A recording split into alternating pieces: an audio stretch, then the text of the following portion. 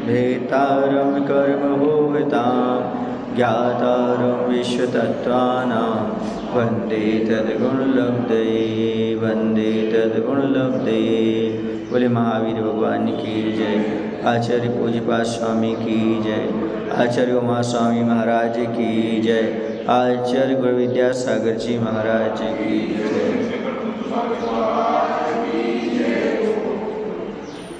सूत्र नंबर 21 है ना। परोक्ष ज्ञान का कथन हो गया था ना। अप्रत्यक्ष का चलना है। व्याख्यातम परोक्षम, परोक्ष प्रमाण का व्याख्यान किया। प्रत्यक्षम इदानीम वक्तव्यम, अप्रत्यक्ष प्रमाण का व्याख्यान करना है। वह दो प्रकार का, तद्विधा दो प्रकार का होता है, देश प्रत्यक्ष और सर्व प्रत्यक्ष। प्रश्न नंबर 88। देश प्रत्यक्ष अवधि ज्ञान और मनापर्याय ज्ञान के भेद से दो प्रकार का है। सर्व प्रत्यक्ष केवल ज्ञान है।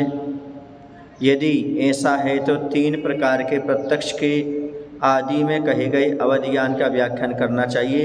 इसलिए कहते हैं अवधि ज्ञान दो प्रकार का है, भव प्रत्यय और क्षयोष्यम निमित्तक। उनमें से सर्वप्रथम भव प्रत्यय अवधि ज्ञान का सूत्र कहते हैं। सूत्र नंबर 21। भव प्रत्योवधिर्देव नारकानाम, भव प्रत्यय अवधि ज्ञान देव और नारकियों के होता है। कौन सा अवधि ज्ञान? भव प्रत्यय किसके होता है? देव और नारकियों के होता है।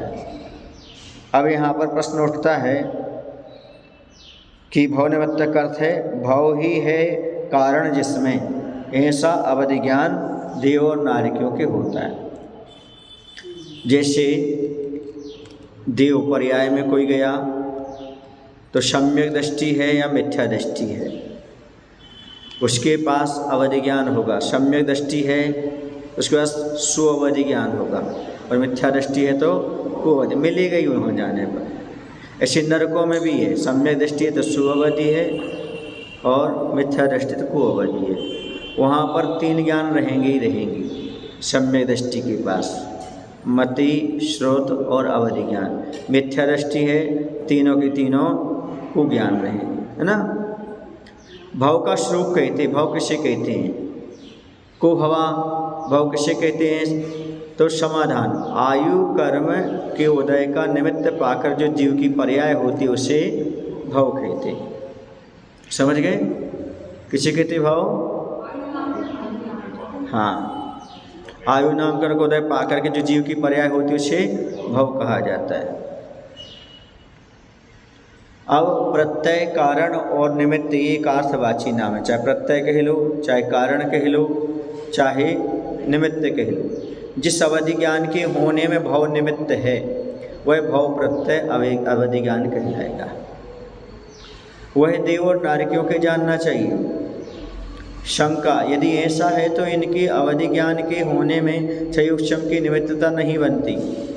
सामने वाला कहता है यदि भव ही मात्र निमित्त है तो फिर उसके उस रूप क्षयोक्षम नहीं चाहिए, उसको अंतरंग कारण नहीं चाहिए, वो कह रहे हैं।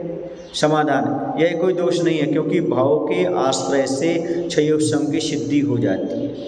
उस भाव में क्षयोक्षम की सिद्धि अपने आप हो जाती है। कैसे?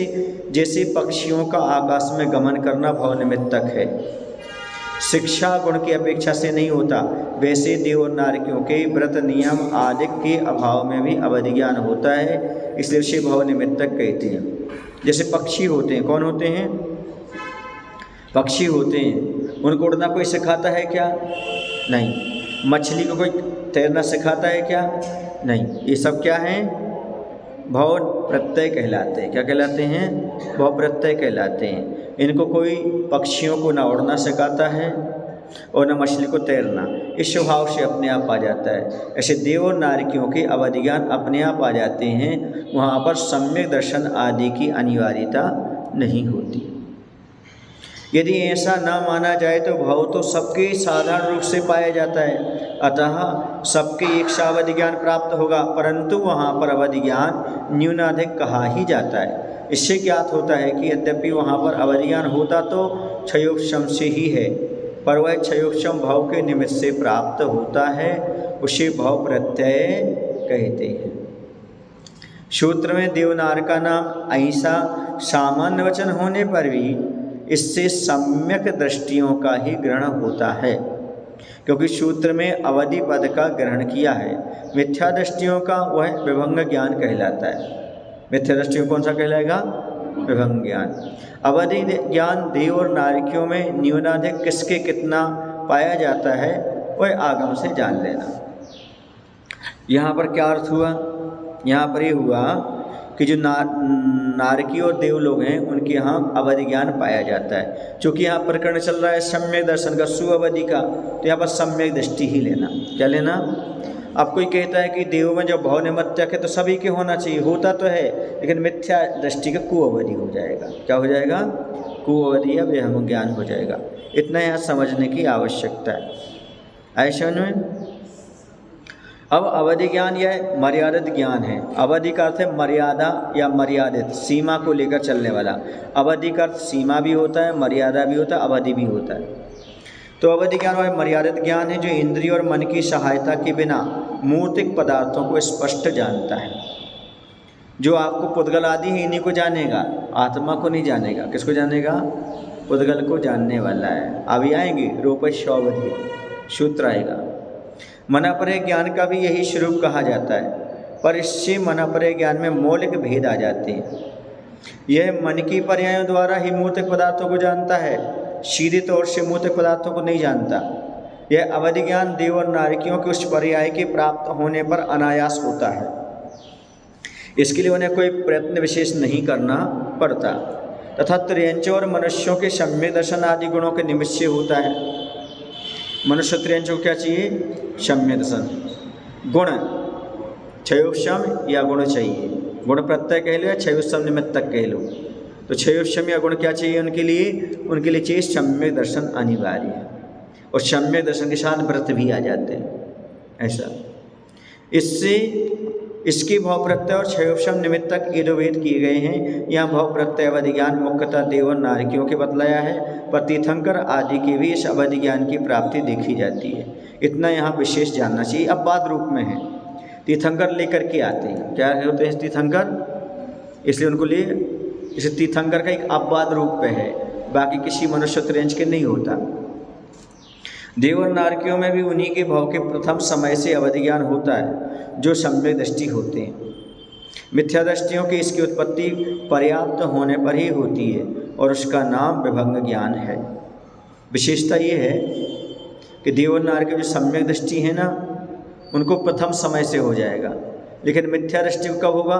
जब वो पर्याप्ति पूर्ण कर लेगा तब होगा कुअवधि। हाँ, इस ज्ञान की विशेष जानकारी जीवकांड, धवला, वेदना खंड आदि से कर लेना चाहिए।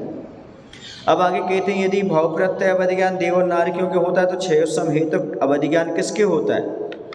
आगे का सूत्र कहते हैं इसके लिए क्षयोक्षम निमित्तः षड् विकल्पः शेषाणाम्।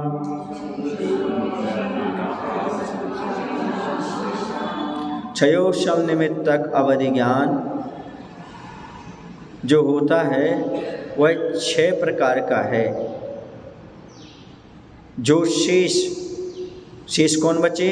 देव और नारकियों को छोड़कर त्रियंच और मनुष्य, तो उनके होता है। क्षयोक्षम निमित्तक अवधि ज्ञान 6 प्रकार का है, जो शेष अर्थात त्रियंच और मनुष्यों के हुआ करता है। आयशन में इसे भाव प्रत्यय भी कहते हैं और क्षयोक्षम निमित्तक भी कहते हैं। अच्छा, गुण प्रत्यय कहते हैं। क्या कहते हैं? गुण प्रत्यय कहते हैं। गुण प्रत्यय कह लो या क्षयोक्षम निमित्त कह लो, एक है। और भाव प्रत्यय हाँ, जो देव और नारकियों के होता है। तो अवधि ज्ञानावरण कर्म के देशघाती स्पर्धकों का, उदय रहते हुए सर्वघाती स्पर्धकों का, उदयाभावी क्षय और अनुदय प्राप्त इन्हीं का सदवस्था रूप सम, इन दोनों के निमित्त से जो होता है वह क्षयोक्षम निमित्तक अवधि ज्ञान हुआ करता है। यह शेष जीवों की जानना चाहिए। सीधी बात है। अब अधिज्ञान वर्ण कर्म का जो है ना, वह कुछ ना कुछ तो उसमें क्या होता है, सर्वघाती स्पदों का उदय अविक्षय होगा और उसी का अनुदय होगा तभी, और सतस्तर उपशम होगा तभी तो क्षय उपशम प्राप्त होगा। क्षय उपशम माने एक प्रकार से आंशिक प्राप्त होना। क्या होना? आंशिक प्राप्त होना, वो क्षय उपशम कहलाता है। यह शेष जीवों के जानना चाहिए। शंका, शेष कौन है? तो शेष कौन बचे? मनुष्य और त्रिंच बचे। उनमें भी जिनकी सामर्थ्य है उन्हीं के जानना चाहिए। सामर्थ्य समझ रहे हो? असंगी और अपर्याप्तकों की यह सामर्थ्य नहीं है। जब तक मन नहीं आएगा तब तक सम्यक दर्शन नहीं, और सम्यक दर्शन नहीं तो अवधि ज्ञान नहीं। ऐसे मन में, इसलिए असंगी जीव, एक इंद्री, दो इंद्री, तीन इंद्री, चौंदी और असंगी है। विभंग ज्ञान नहीं हो सकता। इसलिए नहीं हो सकता क्योंकि सम्यक दर्शन पूर्वक ही होगा। क्योंकि यहाँ सम्यक दर्शन पूर्वक ही होगा। क्यों? क्योंकि आपका गुण प्रत्यय है और गुण में सम्यक दर्शन चाहिए, इसलिए सीधा अवधि ज्ञान नहीं होगा। तो कुअवधि नहीं होगा, होगा तो अवधि ज्ञान पूर्वक ही होगा। और जब अवधि ज्ञान नहीं हो सकता तो कुअवधि कैसे होगा? हाँ, क्योंकि मनुष्य त्रियंचों की बात है, ये भाव प्रत्यय नहीं है। क्या कह रहे हैं? अभी मैंने क्या बोला था? मन सहित जीव होना जरूरी। मन सहित किसे? मन सहित का नाम क्या है?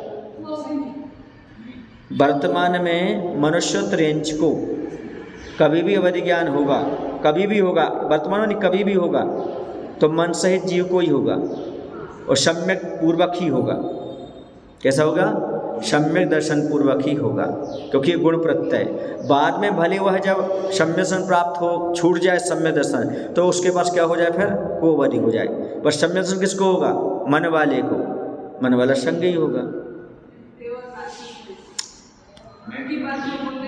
वहाँ असंगी होते हैं क्या? चलो, असंगी और अपर्याप्तकों के यह सामर्थ्य नहीं है। यथोक्त सम्यक दर्शन आदि निमित्तों के मिलने पर जिनकी अवधि ज्ञान वर्ण कर्म शांत और क्षीण हो गया है, उनकी यह सामर्थ्य होती है।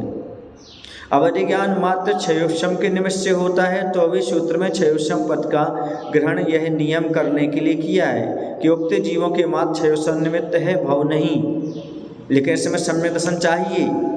ऐसे में हाँ, यह अवधि ज्ञान अनुगामी, अननुगामी, वर्धमान, हीयमान, अवस्थित और अनवस्थित के भेद से 6 प्रकार का हुआ करता है। कोई अवधि ज्ञान जैसे सूर्य का प्रकाश उसके साथ जाता है, वैसे अपने स्वामी का अनुसरण करता है, यह कहलाएगा अनुगामी। सीता जी राम के साथ गई, ये कौन कहलाएगा? हाँ, भाव और क्षेत्र में साथ में जाए। कोई अवधि ज्ञान अनुसरण नहीं करता, किंतु जैसे विमुख पुरुष हुए पुरुष के प्रश्न के उत्तर स्वरूप दूसरा पुरुष जो वचन कहता है वह वहीं छूट जाता है, विमुख पुरुष उसे ग्रहण नहीं कर पाता है, वैसे ही अवधि ज्ञान भी वहीं छूट जाता है। समझ गए ना? ये कौन सा कहलाएगा? अननुगामी। कौन सा कहलाएगा? अननुगामी। समझ गए ना? ये कहलाएगा आपका जैसे उर्मिला लक्ष्मण के साथ नहीं गई थी, ये क्या कहलाएगा? अननुगामी। यही कह सकते हैं कि भारत की मुद्रा अन्यत्र नहीं चलती, यहीं छूट जाती। पैसे यहाँ नहीं चलेंगे, अब वहाँ डॉलर चलेंगे या और कुछ चीज़ चलेगी, है ना? वो बात अलग है, लेकिन मुद्रा तो नहीं चलेगी ना। हाँ, इसलिए कोई अवधि ज्ञान जंगल के निर्मंथन से उत्पन्न हुए और सूखे पत्तों से उपजीयमान ईंधन के समुदाय से वृद्धि को प्राप्त हुई अग्नि के समान सम्यक दर्शन आदि गुणों के विशुद्धि रूप परिणामों के सन्निधानवश जितने परिणाम में उत्पन्न होता है, उससे संख्यात लोग जानने की योग्यता होने तक बढ़ता जाता है। ये वर्धमान कहलाएगा। कौन सा कहलाएगा? शुक्ल पक्ष के चंद्रमा की कलाओं की तरह बढ़ता जाएगा।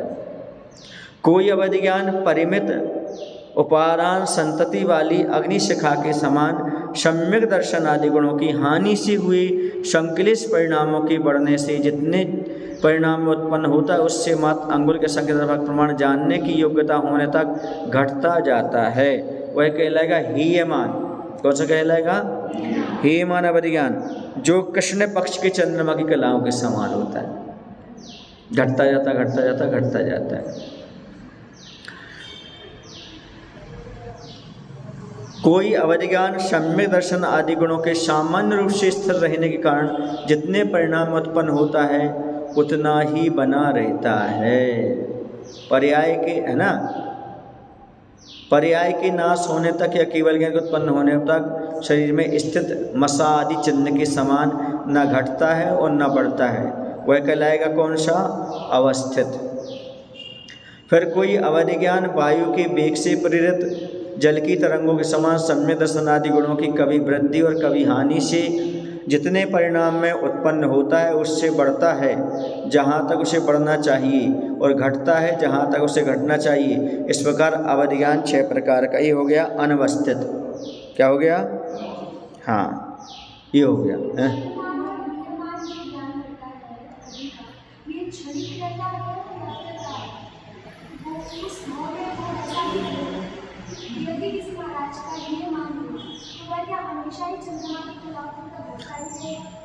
लास्ट तक यहाँ तक पहुँच सकता है, उसकी लास्ट अवधि बता दी उन्होंने कि यहाँ तक पहुँच सकता है।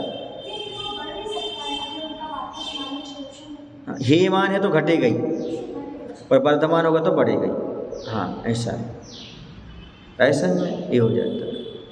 अब इसके बाद यहाँ पर कह रहे हैं क्षयोक्षम निमित्तक अवधि ज्ञान के 3 भेद हैं, देशावधि, परमावधि और सर्वावधि। देशावधि त्रियंच और मनुष्यों के होता है, पर मनुष्यों के संयत अवस्था में परमावधि और सर्वावधि का प्राप्त होना भी संभव है। मनुष्यों के चौथे और 5वें गुणस्थान में देशावधि और आगे गुणस्थान में यथासंभव तीनों होते हैं। वह प्रत्यवधि ज्ञान का अंतर्भाव देशावधि में हो जाता है। सुनिएगा, अब यहाँ पर 3 प्रकार का अवधि ज्ञान और होता है। कितने प्रकार का? हाँ, ये तो उत्पत्ति की अपेक्षा बता दिया। और उसके भेद होते 3 प्रकार के, देशावधि, परमावधि और सर्वावधि। देशावधि का देश का अर्थ है सम्यक दर्शन। देश का अर्थ क्या है? तो जहाँ जहाँ सम्यक दर्शन की योग्यता वहाँ पर है मनुष्य त्रियंच में, तो सम्यक दृष्टि को जघन्य रूप से, किस रूप से? जघन्य रूप से देशावधि हो जाएगा। किसको? मनुष्य को और त्रियंच को। उसके बाद उत्कृष्ट देशावधि होगा, वो संयतों को ही होगा। उत्कृष्ट देशावधि है वो संयतों को ही होगा। समझ गए ना? संयम लेने वालों को, हाँ, संयमी को ही होगा। मुनि महाराज की अपेक्षा लेना यहाँ पर, समझ गए ना? ये हो जा। फिर उसके बाद आता है ये तुम्हारा परम। परम का अर्थ होता है असंख्यात लोकमात्र संयम के विकल्प आ जाते इसमें। तो परमावधि ज्ञान की उत्पत्ति संयतों की ही होती है। किसको होती है? हाँ, अब ये असंयमी को नहीं होगा। किसको होगा? ये देशावधि तो जघन्य रूप से असंयमी मनुष्य त्रियंच को हो रहा था, है ना? अगर उत्कृष्ट कैसा हो रहा था? संयमी को। लेकिन यह तो पूर्ण रूप से संयमी को ही होगा। कौन सा? परमावधि। परमावधि कौन सा? परमावधि। समझ गए ना? यह जीव कभी भी न मिथ्यात्व को प्राप्त होगा और न असंयम को प्राप्त होगा। ये चरम शरीर जीव के होगा। किसके होगा? उसी भाव से मोक्ष जाने वाला। न कभी असंयम में आएगा और न कभी मिथ्यात्व में आएगा। सर्व का अर्थ केवल ज्ञान है। उसका विषय जो अर्थ होता है वही भी उपचार से सर्व कहलाता है। सर्व माने केवल ज्ञान। ऐसन में तो सर्वावधि भी ऐसा ही है। कैसा है? परमावधि और सर्वावधि ये दोनों केवल ज्ञान को प्राप्त करा के ही रहे थे। परमावधि और सर्वावधि दोनों मुनि महाराज को ही होंगे। ना कभी वो मिथ्यात्व में आएंगे और न कभी असंयम में आएंगे। वो केवल ज्ञान प्राप्त करके उसी भाव से मोक्ष जाएंगे जिस भाव में उन्हें उपलब्ध होगा। कौन सा? परमावधि और सर्वावधि। क्योंकि चरम शरीरी संयत जीवों के ही होता है। गोमठ सार जीव कांड में ये बताया है। 374 नंबर की गाथा में बताया। क्या बताया? कि जो परमावधि और सर्वावधि हैं ये चरम शरीर जीवों को ही होते हैं। ऐसा में हाँ, उसी में होगी, है ना। अब इस प्रकार अवधि ज्ञान का कथन किया, यह अवधि ज्ञान का कथन पूरा हो गया।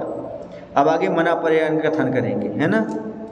इस प्रकार अवधि ज्ञान का व्याख्यान किया। अब आगे मना पर्याय का ज्ञान का व्याख्यान करना चाहिए अतः उनके भेदों के साथ लक्षण का कथन करने की इच्छा से आगे सूत्र कहते हैं।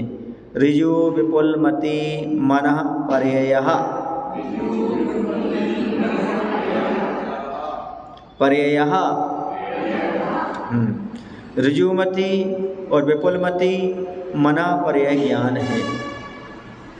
ऋजु का अर्थ होता है निर्वर्तित और प्रगुण है। शंका किससे निर्वर्तित है? समाधान दूसरे के मन को प्राप्त हुए वचन काय और मनकृत अर्थ के विज्ञान से निर्वर्तितम है। जिसकी मति ऋजु है वह ऋजुमति कहलाता है। विपुल का अर्थ है अनिर्वर्तित और कुटिल है। अनिर्वर्तित माने सरल, अनिर्वर्तित माने सरल और कुटिल। तो जो सरल को जानता है, दूसरे के मन में स्थित सरल बात को जो जाने वो कहलाएगा कौन सा? ऋजुमति। और जो दूसरे के मन में स्थित है सरल और कुटिल दोनों प्रकार की बात को जाने वो कौन सा हो गया? विपुलमति। शंका किससे अनिवर्तित? समाधान दूसरे के मन को प्राप्त हुए मनवचन काय और मनकृत अर्थ के विज्ञान से अनिर्वर्तित। जिसकी मति विपुल है वह विपुलमति कहलाता है। सूत्र में जो ऋजु सूत्र ऋजु विपुलमति पद आया है वह ऋजुमति और विपुलमति इन दोनों से समसित होकर बना है। यहाँ एक ही मति शब्द अर्थात पर्याप्त होने से दूसरी मति शब्द का प्रयोग नहीं किया अथवा ऋजु और विपुल शब्द का कर्मधारय समास करने के बाद इनका मति शब्द के साथ बहुव्रीहि समास कर लेना चाहिए तथा तब भी दूसरे मति शब्द की आवश्यकता नहीं पड़ती। यह मना पर्याय ज्ञान दो प्रकार का है, ऋजु और विपुलमति। शंकाकार कहता है मना पर्याय ज्ञान के भेद तो कह दिए, अब उसका लक्षण तो कहो। क्या कहो? तो कहते हैं वीरंताय और मना पर्याय ज्ञान वर्ण के क्षयोपशम और अंगोपांग नाम कर्म के आलम्बन से आत्मा में जो दूसरे के मन के संबंध से उपयोग जन्म लेता है उसे मना पर्याय ज्ञान कहते हैं। किसे कहते हैं मना पर्याय ज्ञान?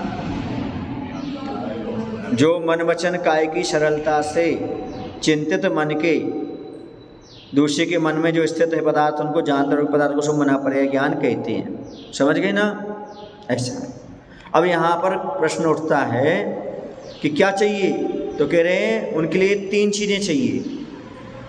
एक तो वीर्य अंतराय कर्म और दूसरा मना पर्याय ज्ञानावरण का क्षयोपशम चाहिए और अगला चाहिए आंगोपांग नाम कर्म का आलम्बन चाहिए। तब यह दूसरे के मन में स्थित ज्ञान को जानने की क्षमता रखता है मना पर्याय ज्ञान। शंका यह ज्ञान मन के संबंध से होता है, ऐसे मति ज्ञान का होने का प्रसंग आता है। समाधान नहीं, क्योंकि इस शंका का उत्तर पहले दे आए हैं, अर्थात यहाँ मन की अपेक्षा मात्र है। दूसरे के मन में अवस्थित अर्थ को यह जानता है, इतनी मात्र यहाँ मन की अपेक्षा है। इनमें से ऋजुमति मना पर्याय ज्ञान काल की अपेक्षा जघन्य से जीवों के और दो तीन भावों को ग्रहण करता है। उत्कृष्ट से भाव होना चाहिए, भावों को होना चाहिए, दो तीन भावों को ग्रहण करता है। उत्कृष्ट से गति और आगति की अपेक्षा 7-8 भावों का कथन करता है। कितने भावों का? उत्कृष्ट से। और जघन्य से 2 या 3 भावों का। क्षेत्र की अपेक्षा जघन्य से गभ्युति पृथक और उत्कृष्ट से योजन पृथक। गभ्युति माने कोश जैसा होता, कोश यानी 3 से 9 के बीच का, और योजन भी 3 से 9 के बीच का। गभ्युति लगभग होता है 3 किलोमीटर का। कोश बोलते ना हैं? हाँ, हम गभ्युति कह रहे हैं। गभ्युति किसे कहेंगे हम? कोश में लग आएंगे। और कोश होता है तुम्हारा 1.5 किलोमीटर के लगभग का। कितने का होता है? हम जितना करें उतना पहले सुनने में दिक्कत हो रही क्या आपको? कोश में नापा जाता है किसको? हैं? हाँ, तो क्या होता है, 1.5 किलोमीटर का 1 मील होता है। क्या होता है? 1 मील होता है। तो लगभग 2 मील का 1 कोश हो जाएगा। और जो योजन है, योजन लगभग 12 किलोमीटर का होता है। कितने किलोमीटर का होता है? 12 किलोमीटर का। तो 12 किलोमीटर का, तो इसका क्या बन जाएगा? कितना बन जाएगा इसका? इसका 3 से लेकर के 9 का अभ्युति हो जाएगा। इसका 3 योजन से लेकर के 9 योजन तक के भीतर की बात जानता, इससे बाहर की नहीं। विपुलमति काल की अपेक्षा जघन्य से 68 भवों को ग्रहण करता है। उत्कृष्ट से गति और आगति की अपेक्षा असंख्यात भवों का। वो वहाँ पर जो जघन्य था, वहाँ पर जो उत्कृष्ट था, यहाँ पर जघन्य हो गया, और उत्कृष्ट के असंख्यात भव हो गए। क्षेत्र की अपेक्षा जघन्य से योजन पृथक, और उत्कृष्ट से मानवोत्तर पर्वत के भीतर की बात जान लेगा, क्योंकि मनुष्य कहाँ मिलेंगे? मानवोत्तर पर्वत के भीतर, इससे बाहर की बात नहीं जानता। अब यहाँ पर तत्व सूत्र के 6वें अध्याय के 10वें सूत्र के राजवाचक में शंका समाधान के प्रसंग में से मनापरेय ज्ञान की चर्चा की है। यहाँ बताया कि मनापरेय ज्ञान अपने विषय में अवधि ज्ञान के समान स्वमुख से प्रवृत्त नहीं होता है, किंतु दूसरे के मन के संबंध से ही प्रवृत्त होता है। इसलिए जैसे मन अतीत और अनागत विषयों का विचार तो करता है पर साक्षात नहीं करता, उसी प्रकार मनापरेय ज्ञानी भी भूत और भविष्यत वर्षों को जानता तो है पर सीधे तौर से नहीं, साक्षात नहीं करता। इसी प्रकार यह वर्तमान विषय को भी मनोगत होने पर विशेष रूप से जानता है। राजवाचककार का कथन यह है, इतना स्पष्ट है कि जिससे मनापरेय ज्ञान की उपयोगात्मक दशा का स्पष्ट आभास मिल जाता है। आशा यह है कि करता तो है यह मन के पर्यायों को ही विषय, किंतु तद्द्वारा पदार्थों का ज्ञान हो जाता है। इसके 2 भेद हैं, ऋजुमति और विपुलमति।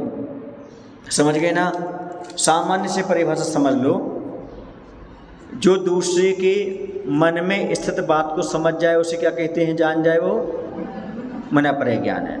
अब मनापरेय ज्ञान 2 प्रकार का, ऋजु सूत्र और ऋजुमति और विपुलमति। तो ऋजुमति मनापरेय ज्ञान जो मन वचन काय की सरलता से चिंतित पर के मन में स्थित रूपी पदार्थों को जानता है।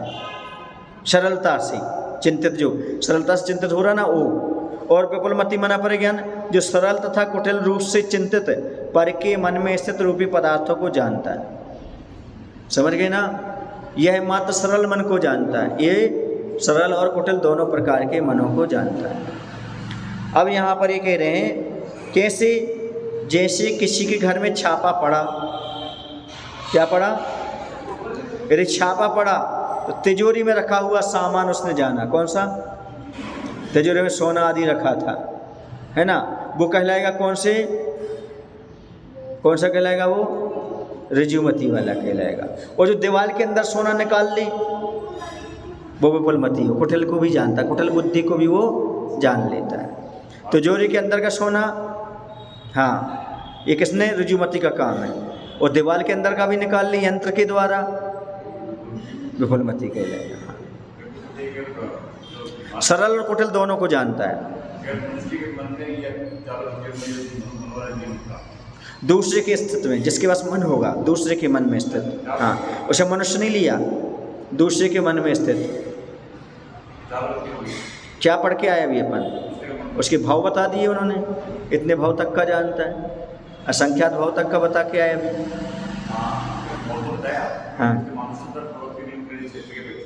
हाँ, वो क्षेत्र की अपेक्षा है, भाव की अपेक्षा असंख्यात भाव। हाँ, जहाँ जहाँ तक वो जाएगा वहाँ तक जानेंगे, क्यों नहीं जानेंगे, उसमें क्या दिक्कत है?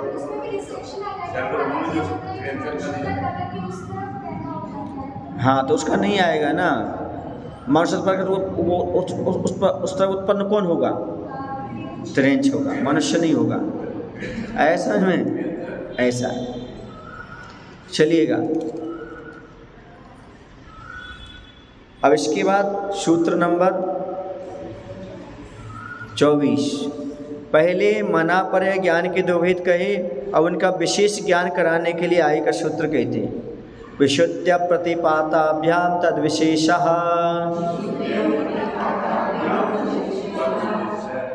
विशुद्धि और अप्रतिपाती की अपेक्षा इन दोनों में अंतर हो जाता है। किसमें हो जाता है? हाँ, मतलब ऋजुमति में और मना पर्याय विपुलमति में, ठीक है ना, दोनों में कैसे अंतर हो जाता है? विशुद्धि और अप्रतिपाती।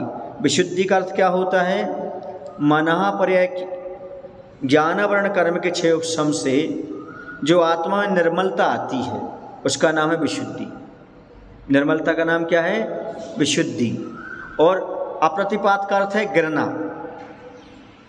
प्रतिपात का अर्थ है गिरना, और प्रतिपात का उल्टा क्या हो जाएगा? अप्रतिपात। अप्रतिपात माने नहीं गिरता, ठीक है ना।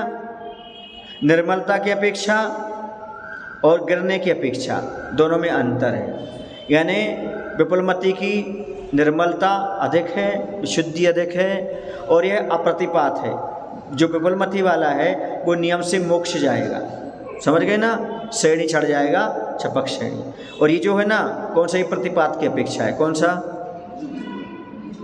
ऋजुमति। हाँ, अब चलिएगा आगे पढ़ते हैं इसके बारे में। मना पर्याय ज्ञानावरण कर्म का 6 उपशम होने पर जो आत्मा में निर्मलता आती है उसे क्या कहते हैं? विशुद्धि कहते हैं। गिरने का नाम प्रतिपात है और नहीं गिरना अप्रतिपात कहलाता है। उपशांत कसाय जीव का चारित्र्य मोहिनी के उदय से संयम शिखर छूट जाता है, जिससे प्रतिपात होता है। अर्थात उपशम श्रेणी चढ़ने वाले का। किसका? उपशम श्रेणी बढ़ने वाला नियम से नीचे आता है। और क्षीण कसाय जीव का पतन का कारण ना होने से प्रतिपात नहीं होता, क्योंकि क्षीण कसाय वाला ऊपर गया तो केवल ज्ञान प्राप्त करेगा, मोक्ष ही जाएगा, क्योंकि छपक श्रेणी वाला है। कौन श्रेणी वाला है? वो छपक श्रेणी वाला है। इन दोनों की अपेक्षा ऋजुमति और विपुलमति में भेद है। विशुद्धि तथा ऋजुमति से विशुद्धि यथा कैसे? ऋजुमति से विपुलमति द्रव्य, क्षेत्र, काल और भाव की अपेक्षा विशुद्धतर है। शंका कैसे? समाधान, यहाँ जो कारमन द्रव्य का अनंतमा अंतिम भाग सर्वावधि ज्ञान का विषय है, उसके भी अनंत भाग करने पर जो अंतिम भाग प्राप्त होता है वह ऋजुमति का विषय है। अवधि ज्ञान का जो है ना, उससे भी बहुत कम भाग, हाँ, और छोटा हो गया उससे। और इस ऋजुमति के विषय के अनंत भाग करने पर जो अंतिम भाग प्राप्त होता है वह विपुलमति का विषय है, और छोटा है।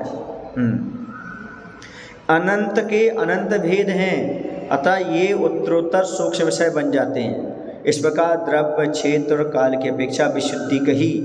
अब भाव की अपेक्षा विशुद्धि उत्तरोत्तर सूक्ष्म द्रव्य को विषय करने वाला होने से ही जान लेनी चाहिए, क्योंकि और सूक्ष्म को जानता है, इसकी विशुद्धि और अधिक बढ़ती जा रही है जितने सूक्ष्म जानेगा, क्योंकि इसके उत्तरोत्तर प्रकृष्ट 6 स्वरूप विशुद्धि पाई जाती है। इसलिए ऋजुमति से विपुलमति में विशुद्धि अधिक होती है। अप्रतिपात की अपेक्षा भी विपुलमति विशिष्ट है, क्योंकि इनके स्वामियों के प्रवर्धमान चारित्र्य पाया जाता है, परंतु ऋजुमति प्रतिपाती है, क्योंकि इनके स्वामियों के कषाय के उदय से घटता हुआ चारित्र्य पाया जाता है। बता दिया पहले, उपशम श्रेणी वाला और छपक श्रेणी वाला। यहाँ मना पर्याय ज्ञान के दोनों भेदों में अंतर दिखलाया गया है। क्या दिखलाया गया है? ऋजुमति स्थूल ज्ञान है और विपुलमति सूक्ष्म ज्ञान है। इसी से इसका भेद स्पष्ट हो जाता है। यह विशुद्धिकृत भेद है। इसमें द्रव्य, क्षेत्र, काल और भाव की अपेक्षा पदार्थ का ज्ञान करने में अंतर पड़ जाता है, किंतु इन दोनों ज्ञानों के अंतर का एक कारण और है कि जो कि प्रतिपात और अप्रतिपात शब्द से पुकारा जाता है। प्रतिपात का अर्थ गिरना है और अप्रतिपात का अर्थ है नहीं गिरना है। ऐसा नियम है कि विपुलमति मना पर्याय ज्ञान उसी के होता है जो तद्भव मोक्षगामी होते हुए भी छपक श्रेणी पर चढ़ता है। कौन श्रेणी मारता है? छपक श्रेणी। किंतु ऋजुमति मना पर्याय ज्ञान के लिए ऐसा कोई नियम नहीं है। वह तद्भव मोक्षगामी के भी हो सकता है और अन्य के भी हो सकता है। इसी प्रकार जो छपक श्रेणी पर चढ़ता है उसके भी हो सकता है, और जो उस पर नहीं चढ़कर उपशम श्रेणी पर चढ़ता है या नहीं भी चढ़ता है उसके भी हो सकता है। इसी से ऋजुमति प्रतिपाती और विपुलमति अप्रतिपाती माना गया है। यह विशेषता योग्यता जन्य है। इसलिए इसका निर्देश क्या है, अलग से किया है। आया समझ में? क्या समझ में आया? ये समझ में ये आया कि जो ऋजुमति से अधिक विशुद्धि किसमें है, विपुलमति में। समझ में आया ना? ऋजुमति उपशम श्रेणी चढ़ करके नीचे आ जाता है ना। ऋजुमति वाला छपक श्रेणी भी चढ़ सकता है, किंतु विपुलमति वाला छपक श्रेणी चढ़कर मोक्ष ही जाता है। ये नियम हो गया इसका। अब आगे और कोई विशेषता है क्या? वो कहते हैं यदि इस मनापरय ज्ञान का अलग अलग यह भेद है तो अवधि ज्ञान और मनापरय ज्ञान में किस कारण भेद है? अभी तो इन दोनों भेद हो गया। किसमें? मनापरय ज्ञान के दो भेदों में, ऋजुमति और विपुलमति में। अब वह सामने वाले कहते हैं अवधि ज्ञान और मनापरय ज्ञान में भी क्या भेद है? तो कहते हैं यहाँ है विशुद्धि क्षेत्र स्वामी विषयोग्यो वधि मनः परयो।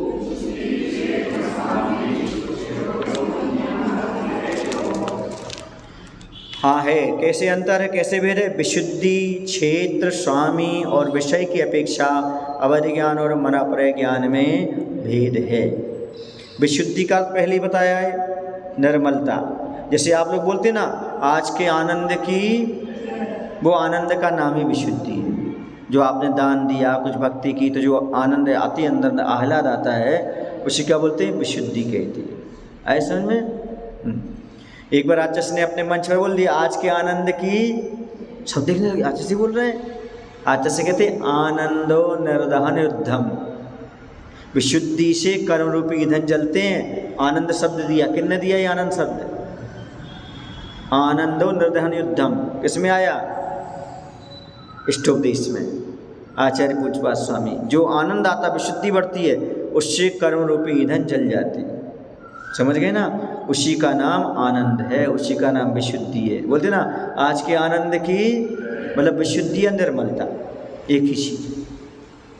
जिस स्थान में स्थित भावों को जानता है वह क्षेत्र है। स्वामी का अर्थ प्रयोक्ता है, माने किसके पास ही रहता है, प्रयोग करने वाला। विशेष विषय ज्ञेय को कहते हैं, जिसे जाना जाता है वो विषय है ज्ञेय। सो इन दोनों ज्ञानों में अवधि ज्ञान से मनापरय ज्ञान विशुद्धतर है। अवधि ज्ञान से ज़्यादा विशुद्धि किसमें है? हाँ, क्योंकि अवधि ज्ञान तो असंयमी को ही हो जाए, लेकिन मनापरय ज्ञान तो विशेष विशुद्धि वाले मुनिराज को ही होता है, क्योंकि मनापरय ज्ञान का विषय सूक्ष्म है।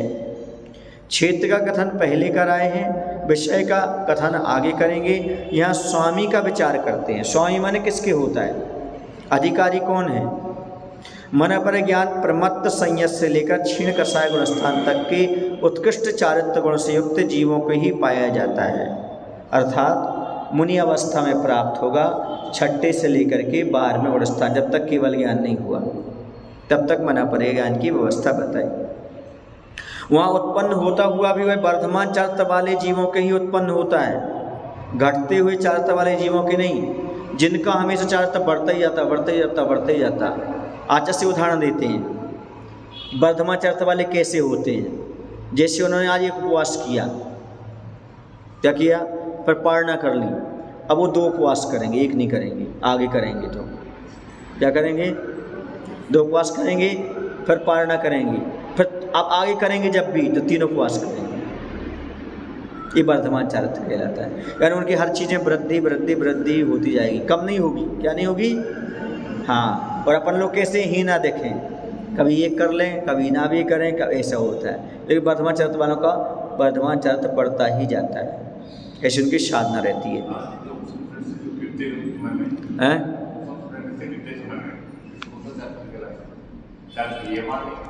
कौन का? हाँ, तो यहाँ पर स्पष्ट रूप से कहा जा रहा है दोनों। देखो, कोई भी चीज़ कही जाएगी तो दोनों को लेकर कही जाएगी ना, एक को लेकर तो कही नहीं जाएगी। सो विपुलमति वाले ले लो, कौन से ले लो यहाँ पर? हाँ, जो चीज़ें सफर श्रेणी पर चढ़ते हैं। हाँ, ऐसा तो कह रहे हैं वर्धमान चारित्र वाले जीवों में उत्कृष्ट होता हुआ भी 7 प्रकार के रिद्धियों में से किसी एक रिद्धि को प्राप्त हुई जीवों के ही उत्पन्न होता है, अन्य की नहीं।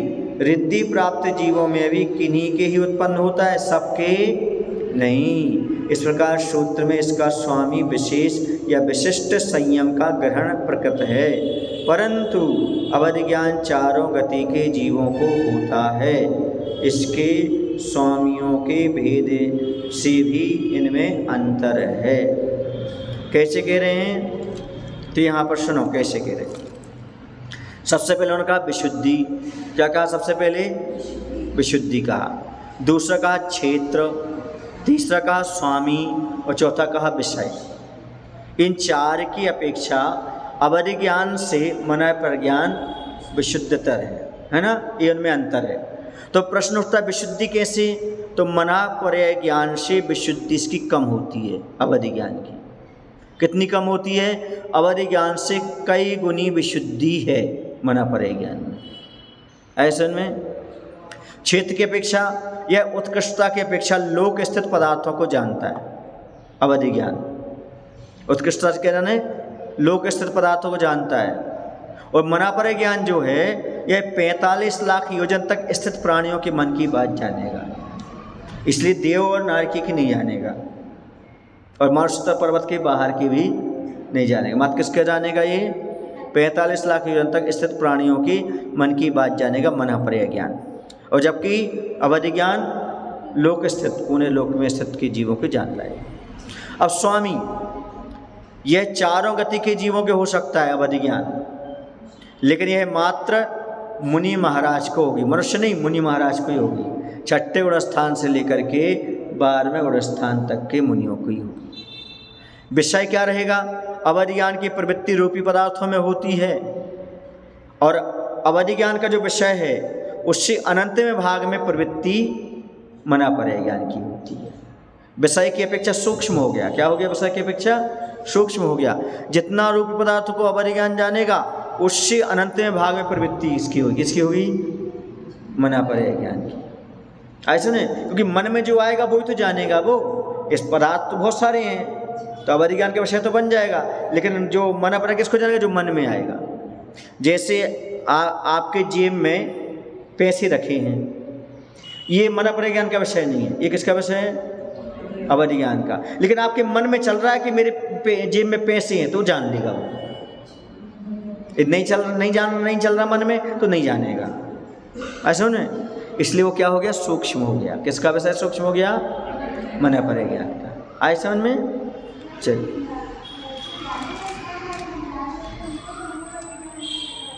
क्या कह रहे?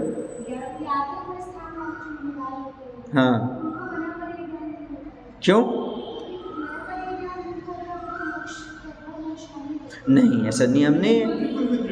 विपुलमति का मात्र है, ऋजुमति का नहीं है। हाँ हाँ, ऐसा मोक्ष का नियम विपुलमति वालों का है, ऋजुमति वालों का हो भी सकता है और नहीं भी हो सकता। चलिए, अब इतना विषय यहाँ पर हो गया था। अब आगे कहते हैं, क्या कहते हैं आगे? अब केवल ज्ञान का, अब ये विशेष अर्थ पढ़ लें अपन। यूँ तो अवधि ज्ञान और मना पर्याय ज्ञान में मौलिक अंतर है। अवधि ज्ञान सीधे तौर से पदार्थों को जानता है और मना पर्याय ज्ञान मन की पर्याय रूप से जानता है। अब जो हम क्लियर कर चुके हैं हम आपको। फिर भी यहाँ अन्य आधारों से इन दोनों ज्ञानों में अंतर दिखलाया गया है। वे आधार 4 हैं: द्रव्य, क्षेत्र, स्वामी और विषय। ठीक है ना? अब केवल ज्ञान का लक्षण कहते हैं। द्रव्य कहाँ आया इसमें? विशुद्धि आई थी ना, विशुद्धि आया था, क्षेत्र आया था, स्वामी और विषय। उन्हें विशुद्धि को यहाँ पर द्रव्य शब्द दिया है, हिंदी कार ने, है ना, विशुद्धि आई थी। अब केवल ज्ञान का लक्षण कहने का अवसर है, किंतु उसका कथन ना कर पहले ज्ञानों के विषय का विचार करते हैं, क्योंकि केवल ज्ञान का लक्षण मोह क्षयाज ज्ञान दर्शना वर्ण अंतराय क्षयाच केवलम यहाँ कहेंगे। यदि ऐसा है तो सर्वप्रथम आदि में आए हुए मति ज्ञान और शुद्ध ज्ञान के विषय का कथन करना चाहिए। इसी बात को ध्यान में रखकर आय का सूत्र कहते हैं। आय का सूत्र क्या है? मत श्रुतयोर निबंधो द्रव्येश सर्व पर्यायेषु।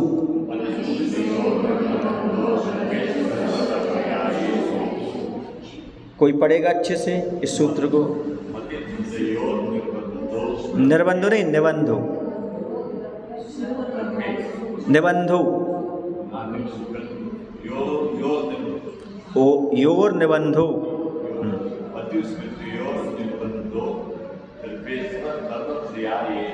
नहीं, पढ़ो।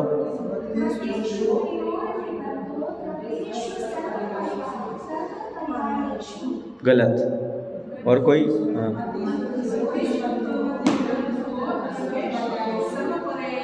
नहीं,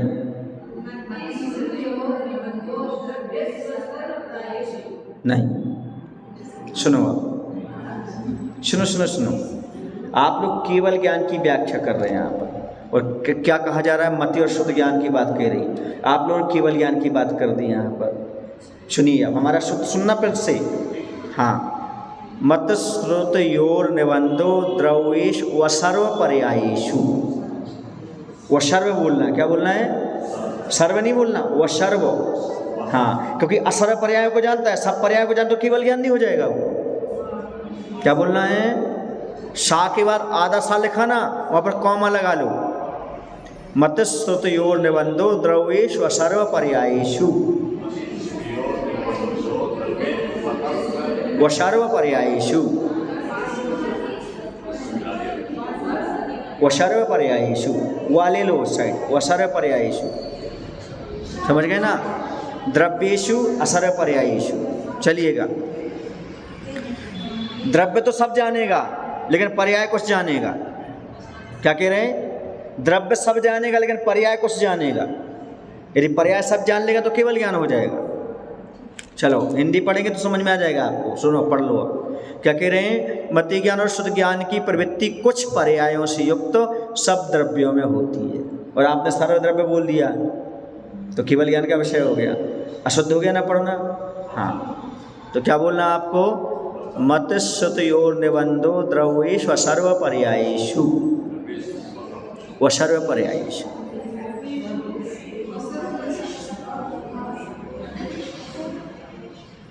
मति ज्ञान और शुद्ध ज्ञान की प्रवृत्ति कुछ पर्यायों से युक्त सब द्रव्यों में होती है। निबंध शब्द का व्युत्पत्ति लब्ध अर्थ है निबंधनम निबंधा, यानी जोड़ना, संबंध करना। किसका संबंध? समाधान विषय का, शंका। तो सूत्र में विषय का, विषय पद का ग्रहण करना चाहिए, समाधान नहीं करना चाहिए, क्योंकि विषय पद का ग्रहण प्रकरण प्राप्त है, चल ही रहा है उसका प्रकरण। शंका कहाँ प्रकरण में आया है? विशुद्धि क्षेत्र स्वामी विषयभ्या, इस सूत्र में आया है। वहाँ से विषय पद को ग्रहण कर अर्थ के अनुसार उसकी विभक्ति बदल ली है, इसलिए यहाँ षष्ठी विभक्ति के अर्थ में उसका ग्रहण हो जाता है। सूत्र में द्रव्येषु बहुवचनांत पद का निर्देश जीव, पुद्गल, धर्म, अधर्म आएगा ना, द्रव्येषु और सर्व पर्यायेषु। हाँ, तो द्रव्यों के ये हो गया। कैसे ले लिया? तो ये जीव, पुद्गल, धर्म, अधर्म, आकाश और काल, इन सब द्रव्यों का संग्रह करने के लिए किया है। और इन सब द्रव्यों के विशेषण रूप से असर्व पर्यायेषु, कौन सा आया? असर्व पर्यायेषु पद का ग्रहण किया है। वे सब द्रव्य मति ज्ञान और शुद्ध ज्ञान के विषय भाव को प्राप्त होते हुए कुछ पर्यायों के द्वारा ही विषय भाव को प्राप्त होते हैं, सब पर्यायों के द्वारा नहीं, अतः अनंत पर्यायों के द्वारा भी नहीं। शंका धर्मास्तिकाय आदि अतीन्द्रिय हैं, उनमें मति ज्ञान की प्रवृत्ति नहीं हो सकती, अतः सब द्रव्यों में मति ज्ञान की प्रवृत्ति होती है, यह कहना युक्त है। कौन कह रहे हैं? शंका का समाधान। यह कोई दोष नहीं है, क्योंकि अनिंद्रिय नाम का एक करण है, माने करण माने इंद्रिय, मन, उसके अलम्बन से नो इंद्रिय आवरण कर्म के क्षय स्वरूप लब्धि पूर्वक अवग्रह आदि रूप उपयोग पहले ही उत्पन्न हो जाता है, अतः तत्पूर्वक होने वाला शुद्ध ज्ञान अपने योग्य इन विषयों में व्यापार करता ही है, ऐसा मान करके चलना चाहिए। समझ गए आप लोग? बस बुद्धि समाधि परिणाम शुद्धि स्वात्मोपलब्धि शोक सिद्धि चिंता मनिम चिंतित वस्तुदाने त्वं मंदमानस्य ममास्तु देवी त्वं मंदमानस्य